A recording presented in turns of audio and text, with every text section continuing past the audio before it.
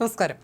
വിവാഹമോചനത്തിന് 4 വയസ്സുകാരനായ മകന്റെ ചെലവിനുമായി 3 കോടി രൂപ ആവശ്യപ്പെട്ട് ഭാര്യയും ബന്ധുക്കളും മാനസികമായി പീഡിപ്പിച്ചെന്ന ആരോപണം ഉന്നയിച്ച് IT ജീവനക്കാരൻ ആത്മഹത്യ ചെയ്ത സംഭവത്തിൽ കടുത്ത പ്രതിഷേധമാണ് ഉയരുന്നത്. ഇതിനിടെ ഒളിവിലായിരുന്ന ഭാര്യയും കുടുംബവും അറസ്റ്റിലായിരുന്നു. അതുൽ സുഭാഷ് എന്ന യുവാവ് ആത്മഹത്യ ചെയ്ത സംഭവത്തിൽ ഭാര്യ നികിത, ഭാര്യയുടെ അമ്മ നിഷ, ഭാര്യ സഹോദരൻ അനുരാഗ് എന്നിവരാണ് അറസ്റ്റിലായത്. നികിതയെ ഗുരുഗ്രാമിൽ നിന്നും അമ്മയും സഹോദരനെയും അലഹബാദിൽ നിന്നുമാണ് അറസ്റ്റ് ചെയ്തത്.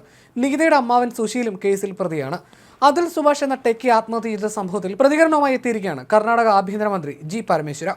അതുലിന്റെ മരണം സങ്കടകരവും അതേസമയം രാജ്യത്തെ പുരുഷന്മാരുടെ ദയനീയ അവസ്ഥ എടുത്തുകാട്ടുന്നതാണെന്നും കണ്ണു തുറപ്പിക്കുന്നതാണെന്നും അദ്ദേഹം പറഞ്ഞു. സ്ത്രീകളുടെ അവകാശങ്ങളെപ്പോലെ പുരുഷന്മാരുടെ അവകാശങ്ങളെക്കുറിച്ചും ചർച്ച ഉയരേണ്ടതായിട്ടുണ്ടെന്നും മന്ത്രി ചൂണ്ടിക്കാട്ടി. അതുലിന്റെ ആത്മഹത്യ രാജ്യത്ത് പുതിയ ചർച്ചകൾക്ക് തുടക്കമിട്ടിരിക്കുകയാണെന്ന് ജി പരമേശ്വര പറഞ്ഞു.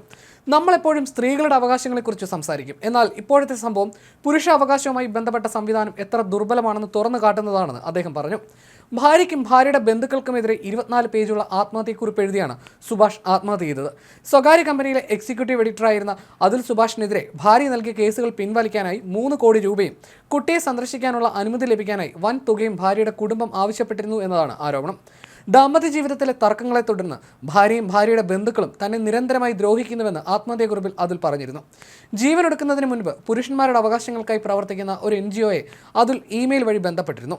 അതുലിന്റെ മെയിലിലെ ഉള്ളടക്കം പരിശോധിച്ച ഇവർ ഇക്കാര്യം പോലീസിനെ അറിയിച്ചിരുന്നു. എന്നാൽ അതുലിന്റെ മരണം തടയാനായില്ല.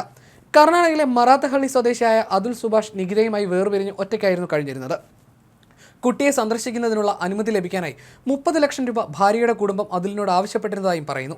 ഭാര്യയ്ക്കും മകനും ചെലവിനായി പ്രതിമാസം 2 ലക്ഷം രൂപ ഭാര്യ ആവശ്യപ്പെട്ടിരുന്നതായും ആരോപണമുണ്ട്. വിവാഹമോചനവുമായി ബന്ധപ്പെട്ട കേസ് കൈകാര്യം ചെയ്തിരുന്ന ഉത്തർപ്രദേശിലെ ജോൺപൂർ കുടുംബ കോടതിയിലെ വനിതാ ജഡ്ജി ഭാര്യയുടെ കുടുംബക്കാരുടെ പക്ഷത്തു നിന്ന് മാത്രമാണ് തുടക്കം മുതൽ കേസ് കൈകാര്യം ചെയ്തിരുന്നതെന്നും ആത്മഹത്യക്കുറിപ്പിൽ പറയുന്നുണ്ട്. അതേസമയം അതുൽ സുഭാഷിന്റെ ഭാര്യ നികിതയെയും മാതാവിനെയും സഹോദരനെയും വ്യത്യസ്ത ഇടങ്ങളിൽ നിന്നാണ് ബംഗളൂരു പോലീസ് അറസ്റ്റ് ചെയ്തത്. കോടതിയിൽ ഹാജരാക്കി ഇവരെ ജുഡീഷ്യൽ കസ്റ്റഡിയിൽ വിട്ടിരിക്കുകയാണ്. രാജ്യത്തിന്റെ വിവിധ ഭാഗങ്ങളിൽ ടെക്കി യുവാവിന്റെ മരണത്തിൽ ശക്തമായ നടപടികൾ ആവശ്യപ്പെട്ട് പ്രതിഷേധം ശക്തമാകുന്നതിനിടയിലാണ് അറസ്റ്റ്. 4 വയസ്സ് മാത്രമുള്ള മകന്റെ ചെലവിനായിട്ടുള്ള കേസ് കോടതിയിൽ നടക്കുന്നതിനിടെ പണം ലക്ഷ്യമിട്ട് ഭാര്യയും ഭാര്യയുടെ ബന്ധുക്കളും വലിയ രീതിയിൽ മാനസിക സമ്മർദ്ദത്തിലാക്കിയെന്നും കോടതിയിൽ വെച്ച് ഭാര്യ പറഞ്ഞത് കേട്ട് കുടുംബ കോടതി ജഡ്ജി പരിഹസിച്ചെന്നും ആരോപിച്ചാണ് യുവാവ് ജീവനൊടുക്കിയത്. ജീവനെടുക്കുന്നതിന് മുൻപായി യുവാവ് ചെയ്ത 80 മിനിറ്റ് ദൈർഘ്യമുള്ള വീഡിയോയും സമൂഹ മാധ്യമങ്ങളിൽ വൈറലായിരുന്നു. താൻ ഉണ്ടാക്കുന്ന പണം എതിരാളികളെ ശക്തരാക്കാൻ മാത്രമാണ് പ്രയോജനപ്പെടുത്തുന്നതെന്നും തൻ്റെ തന്നെ പണം ഉപയോഗിച്ച് ഭാര്യയും ബന്ധുക്കളും തന്നെ നശിപ്പിക്കാൻ ശ്രമിക്കുന്നുവെന്നുമുള്ള ആരോപണം അതുൽ ഈ വീഡിയോയിൽ വിശദമാക്കിയിരുന്നു. ഭാര്യ നൽകിയ കേസ് അതുലിനെതിരായ ദിശയിലായിരുന്നു ഉണ്ടായിരുന്നത്.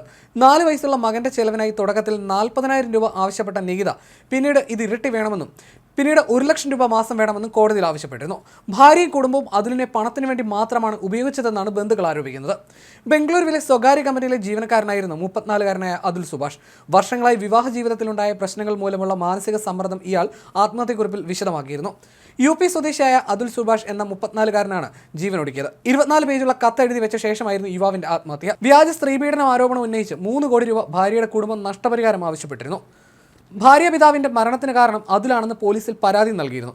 ഇത് പിന്നീട് വ്യാജ പരാതിയാണെന്ന് കണ്ടെത്തുകയും ചെയ്തിരുന്നു.